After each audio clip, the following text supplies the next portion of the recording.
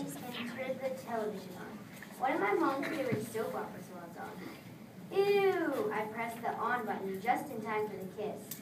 Nasty, I said as I made a gagging noise. I flipped through the channel, struggling to find something good on. Finally, I found a softball game. The Oklahoma Sooners had the lead against the Nebraska Huskers. Kelsey Taylor was up to bat. She wasn't the best, but last game she did hit a triple.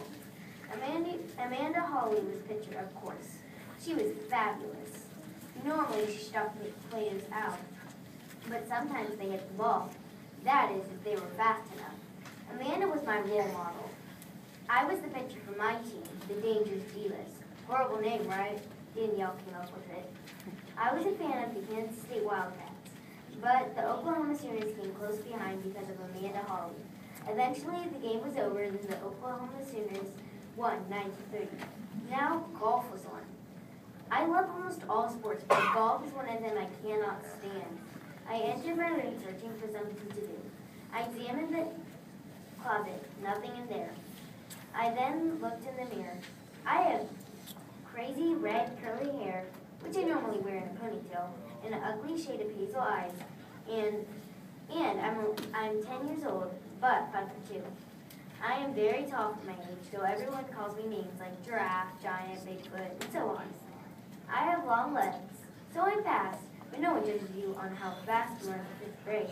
You get judged by your looks. That's exactly why my arch enemy, Chelsea Richmond, rules the 5th grade. Chelsea's been my arch enemy ever since the 2nd grade. It all started when I was playing kickball with my friends Jennifer Jones, Noah Wagner, and a few other 2nd graders. Chelsea was the new kid. I didn't invite her to play just because she seemed like a girly girl to me. Then she came to the kickball field. The question that started it all was when Chelsea asked, "Can I play?" I hated incorrect grammar. I knew the perfect trick. "Yes, you can," Jennifer snickered. She was definitely thinking what I was thinking. "Okay, I'll be outfield," Chelsea cheered. "Why, we didn't say you may play," I teased, trying to not start burst out laughing. Chelsea replied, "Yes, you did. You specifically told me you can't play. Duh." "Exactly," I smirked. "You're not making any sense," Chelsea complained. "We said you can play, but you may not," I explained to her. Chelsea burst into tears. I didn't mean to hurt her feelings. I was only teasing her. Of course, Chelsea tattled on Jennifer and I, so we lost the rest of our recess. That's the story of how Chelsea Richmond and I became arch enemies. Applause. Just kidding. I heard something inside the closet. I went to investigate. The strange noise was coming from behind my dresser that Mom says is an antique or whatever. It is small with 3 doors stacked on top of one another. I knew I wasn't supposed to move it, but who cares? I was going to find out what that noise was coming from. Luckily, I play a lot of sports, so I'm very muscular. Not really. All I have is noodle arms. I grabbed the dresser and lifted it up with all my strength. I reached in and out. Mom, man, that thing was heavy. Soon I had got it out of my way. "Oh, that's right. I never put any of my clothes in there. It's empty." "Wait, a door?" I exclaimed in confusion. I covered my mouth. "Sweetie, you've always had a door. You open it every day," Mom shouted from the living room. "Oh, didn't notice that. Silly me," I lied. "Why would I not know I have a door?" I turned the doorknob, wondering what I'll find. Maybe it was a portal to another world. A time machine? Maybe I have my own restroom, I thought. Or maybe it's an exit. That would be sweet. When Mom and Dad ground me and think I'm in my room, I'd really be playing outside. Oh, the possibilities, I thought. "Holy guacamole," I whispered, making sure Mom didn't hear me. It was a bedroom. A clock was ticking. That must have been the strange noise. The bedroom had turquoise paint, a beautiful chandelier, a nice comforter, a closet, a desk, a bookshelf that looked like it had held 1,000,000 books, and a frame with the girl in the beautiful turquoise dress. Who was she? I didn't know, but I was going to find out. I searched the room for a clue. I peeked in the desk. "What?" I whispered. I had found what looked like a family picture. I recognized Mom and Dad. Who was the little girl, though?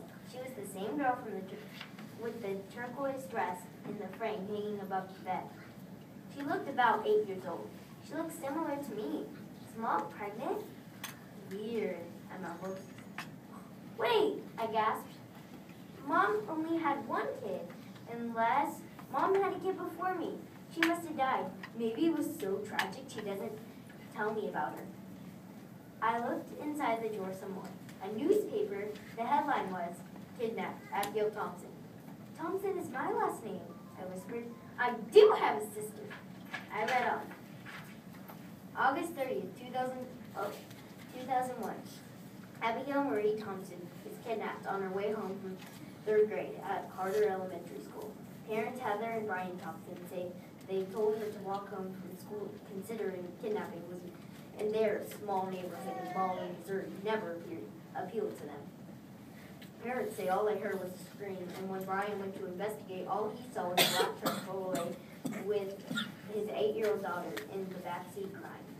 Brian didn't see a license plate on the back of the truck. Mother Heather Thompson prays that suspected daughter Nicole Thompson will stay safe and not know the tragic incident of her older sister, Abigail. Nicole, that's me. No wonder Mom didn't tell me. She doesn't want me to have to worry about kidnapping, I whispered. There was a picture of Abigail. I placed my fingers on her cheek. A tear dripped down my face and landed on her nose. Wait, I said. Just because she's kidnapped doesn't necessarily mean she's dead. Maybe she's still alive, I suggested. I decided to go back to my room. I flipped the light switch off and left the door open to crack. I moved the antique dresser back to where it was, but a little further away from the door so I could open it without moving the dresser. Why are you in your closet? Mom's head poked through the entrance. I gasped. Hi, Mom. I'm just getting dressed. This tank top or this one? I showed her 2 random tank tops. Why are you acting so strange? Mom asked.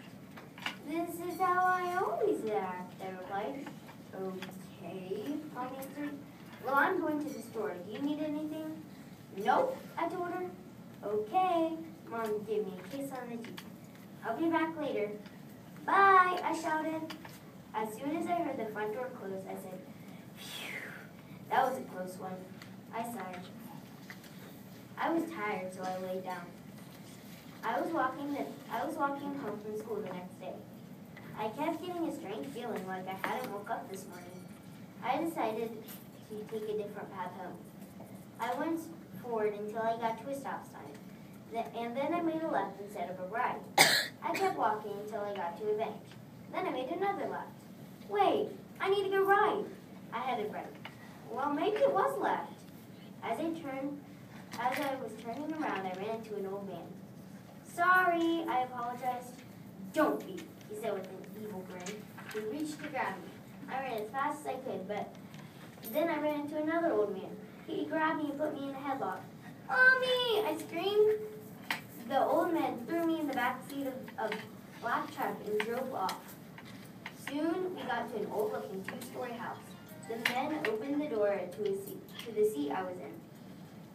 They lifted me up and threw me into a dark room. I felt the wall until I found a light switch. I flipped it on and saw Abigail's dead body on the ground. Ah! I screamed. I woke up from the horrible nightmare. Just a dream, I told myself. Just a dream. I went to the kitchen to get a drink. I found some orange juice in the fridge to refresh me. I gasped. Wait, I said. What if the whole thing was a dream? Maybe I don't have a sister and there's no secret bedroom in my closet. I ran into the room and entered the closet. I peeked behind the dresser. The door is still there.